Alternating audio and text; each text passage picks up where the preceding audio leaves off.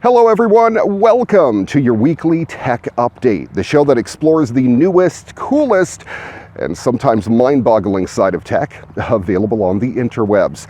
I am your slightly heavier, slightly scruffier host, Ray McNeil, coming to you outdoors today because I figured we all have been in quarantine for I don't know how many weeks now. We all needed a breath of fresh air, and I thought I'd take the opportunity to show off one of the coolest spots of Phillip Island, and it's a little bit of a hidden spot too, even though it is right off of the main road.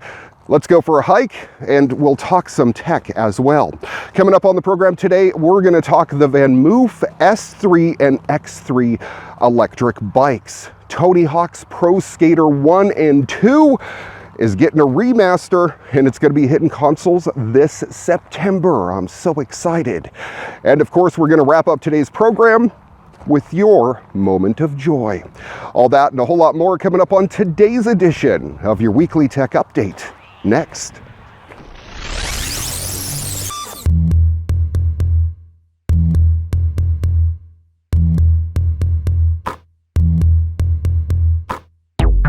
Hi everyone. You know, Phillip Island, Australia is a pretty cool place. We don't have any major predators, which in Australia is saying a lot. That means that small animals get to roam free, like penguins, wallabies, and we have koalas on the island too. There's also many hiking trails that you got to check out. The one I'm at right now is called the Forest Caves.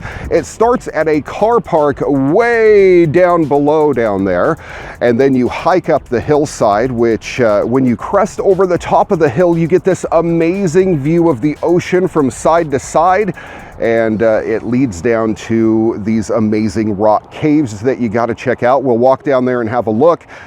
Do have to mention you have to do it during low tide, however. Otherwise, well, you might get in a little bit of trouble. Of course, we're here to talk about tech, and the first story we have on the roster today is VanMoof. If you don't remember them, well, they were an electric bike, and quite a cool one, a new design that we had never seen before.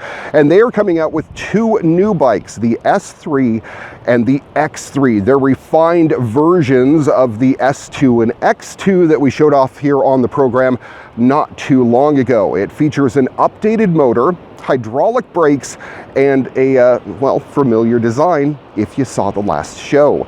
If you're not familiar with VanMoof bikes, the company has been building electric bikes with some smart features such as anti-theft systems. There's an integrated motion detector combined with an alarm, a GPS chip, and cellular connectivity. If you declare your bike as stolen, the GPS and cellular chips go live, and you can track your bike in the VanMoof app. The company wants to control as much of the experience as possible, which means that it designs the bike in-house, sells it on its website and its own stores. 80% of orders happen on the website, and VanMoof now has 9 stores around the world. The company has sold 120,000 bikes over the years. The S3 and X3 will still feature the iconic triangular-shaped, futuristic-looking frame. The electric motor has been updated. It's more powerful now, more responsive, quieter, and even smaller. You're not going to consistently switch from one gear to another, as there's an electric gear shifting system too. It has been updated from 2 gears to 4 gears. All you have to do is jump on the bike and start pedaling.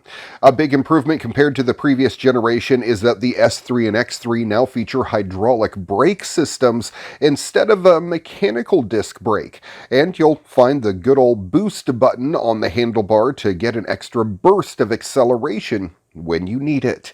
When it comes to design, the saddle has been redesigned. The coating on the bike is now matte, and you'll see a lot of changes across the board. The only difference between the S3 and X3 is that the S3 is designed for taller people, while the X3 is designed for smaller people. Unfortunately, it looks like the battery is still not removable.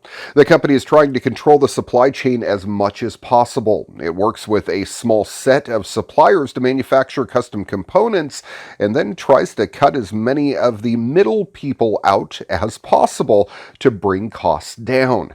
The VanMoof S3 and X3 cost $1,998, but the company could raise the introductory price in the future due to pressure on the supply chain.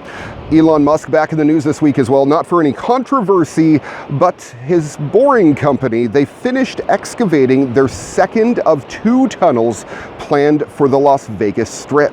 According to The Verge, the city's convention center, the LVCC, enlisted the company last year to develop the mile-long system, which could cost up to $52.5 million and is slated for completion in January of 2021.